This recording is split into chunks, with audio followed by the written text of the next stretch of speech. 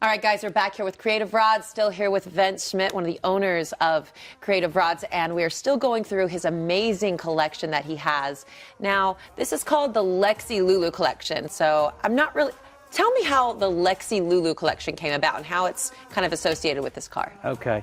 My daughter is named Alexis. She's 14 years old, but I bought this car a couple of years ago, and I bought it to resell. It's a 68 Cutlass. I was just going to flip the car. When I got it home, my daughter laid claim to it. And every time I've had someone come look at it, she pops up by my side, giving me that evil eye. So my nickname for her is Lexi Lulu. And so over time, with this car and everything else, I just named my collection the Lexi Lulu collection because she staked claim to this car. Thinks it's going to be her first car to drive, but that's not going to happen. So, what's her first car going to be?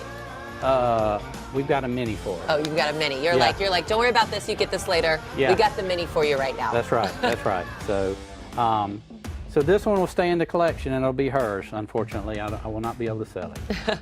That's awesome. Well, you're keeping it in the family, which is great. That's right. All right. Well, we can't wait to see more of your collection when we come back.